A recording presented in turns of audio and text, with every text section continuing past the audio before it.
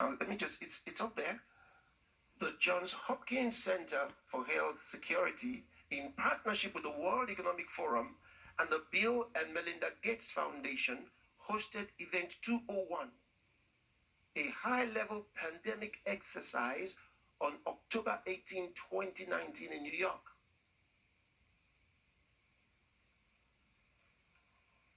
You should see the simulation for yourself.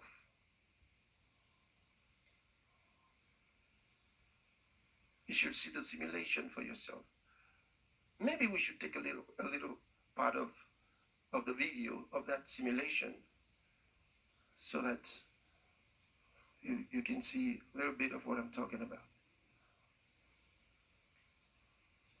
Just watch from supply chain that can support health emergency operations during a pandemic. Stakeholders consist of product manufacturers to logistics providers, distributors, and UN partners, including ourselves. Michael Griffin is WHO's focal point for the pandemic supply chain network, and he is there with you this week. Constant innovation and the use of cutting-edge technology is key to pandemic preparedness. In order to pool data and analytics at a global scale for disease prevention, the EpiBrain initiative, a global data ecosystem, aims to build a collaboration of big data networks to understand and predict epidemics. It supports data science, innovation for outbreak preparedness and response. Despite this progress, there is still much to be done. Cross-sectoral simulation exercises, such as the one you will be experiencing today, contribute to a better understanding of the critical gaps, the cooperation required from global businesses, response decisions required from government and public health leaders to minimize large-scale economic and societal consequences of a severe pandemic. I wish you the best of luck. We are looking forward to working with each of you to strengthen pandemic preparedness in the future. Thank you. And our thanks to Dr. Ryan. And with that, here in New York and online, welcome to Event 201. It began in healthy-looking pigs, months, perhaps years ago. A new coronavirus spread silently within herds. Gradually, farmers started getting sick. Infected people got a respiratory illness with symptoms ranging from mild flu-like signs to severe pneumonia. The sickest required intensive care. Many died.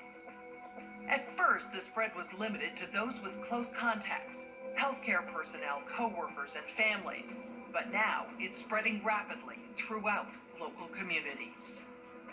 International travel has turned local epidemics into a pandemic spanning the globe. Just 3 months ago, CAP started in South America, but has now reached several countries with more than 30,000 cases and nearly 2,000 deaths. Good morning, and thank you all for being present. Listen, it's not over. That video was done before it happened. That video you just watched is a simulation, just a part of the simulation. You think it's a video of what happened this year. No, leave it on. Let's leave it on. Let it continue. We're at the start of what's looking like it will be a severe pandemic. So now these are the members of the board expected by global business to think and provide answers, responses, the global if such a thing to happened. Respond to this pandemic since its recognition, but as health and economic impacts have become more severe, the World Economic Forum has convened this board because of your combined expertise, your backgrounds, This and is the your only global guy voice. that knew the details of We need all of you the to film, help so us he's respond introducing the subject to urgent the members of the policy board who are crises sitting that are around him. The purpose of this board is to advise leaders in national governments, global business, and international organizations on the response to the pandemic, particularly focused on international problems that require collaboration between business and government. Your recommendations will be critical and will be promulgated and communicated broadly at the end of this meeting. On the left screen, as we have this meeting, you will find a dashboard of information about the pandemic that will help us in our conversations. As important background for this discussion, we want to start the meeting by viewing this news story that just aired on Global News Network. Right now, that Global News Network is not a network that exists. This is all part of the simulation. Watch. Continuing our coverage of the newly discovered CAPS disease and the scope of its deadly outbreaks, there are now more than 30,000 reported cases. Experts warn this may be just the beginning of a global problem. GNN science reporters have produced a video about what we know so far about CAPS, the virus, the outbreak, and the resulting chaos. CAPS is a novel coronavirus related to those viruses that caused the frightening SARS epidemic in 2003 and the deadly MERS outbreaks in recent years. Scientists think each infected person in turn infects on average 2 more people. This disease is proving more transmissible than SARS or MERS and about as contagious as influenza. Essentially, the cumulative number of cases is doubling every week. At this rate, we can expect to see 16 times as many cases in a month unless we find a way to interrupt transmission.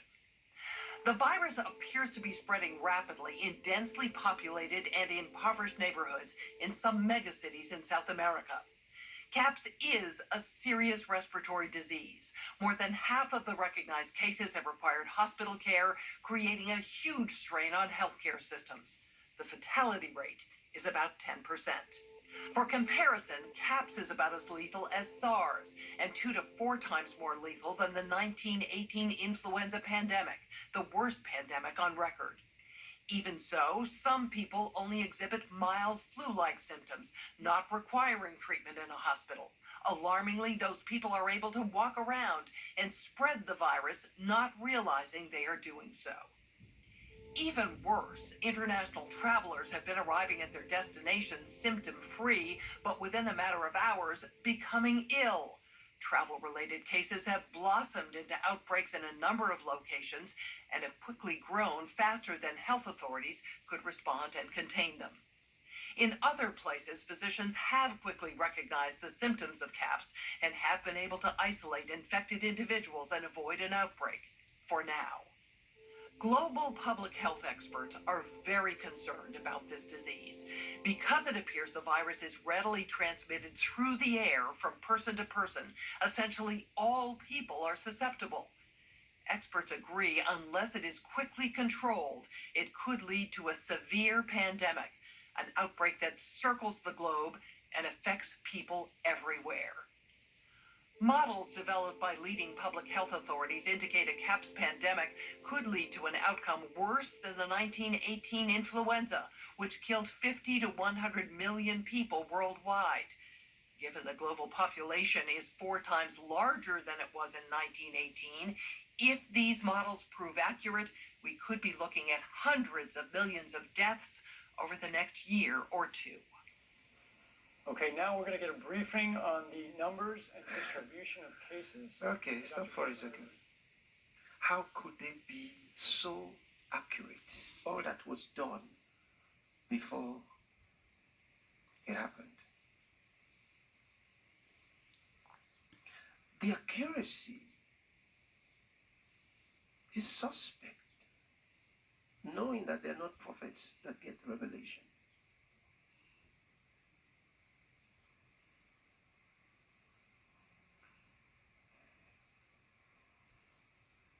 So, this whole thing, this was shown in October last year, and then we get a spring surprise some months later, 6 months later, it goes everywhere. Just as those prophets said, technology prophets.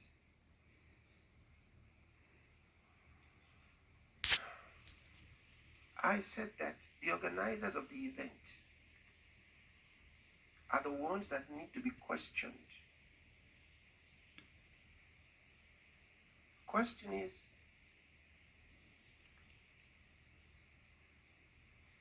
who's honest enough to do it?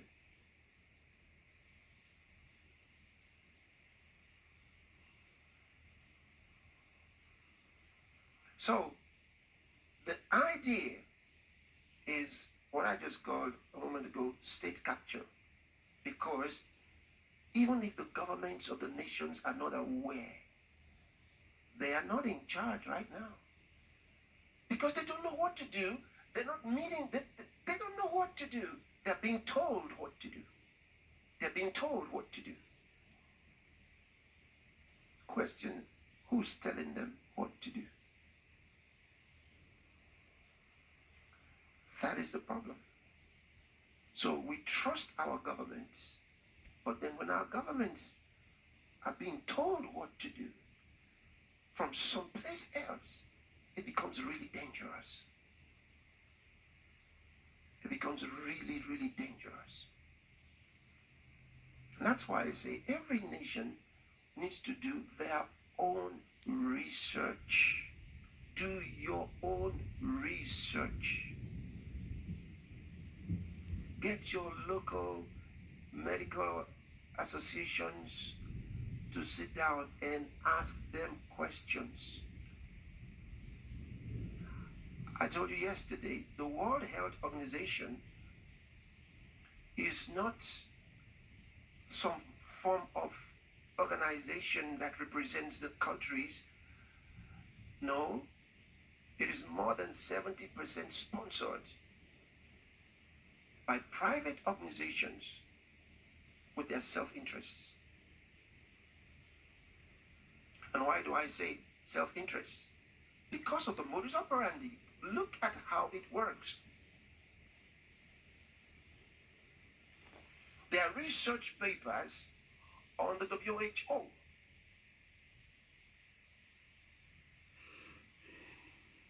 Find them for yourself and do your own study. And see how the WHO is run.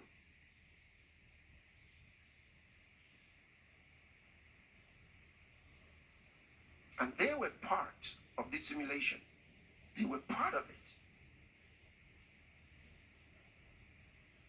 And 6 months later, they give the very instructions that we're supposed to be following all of that. And I've said that the lockdown is the most unscientific way to deal with viruses. There's nothing more bizarre and unscientific than this. I mean, if our great-grandfathers who were farmers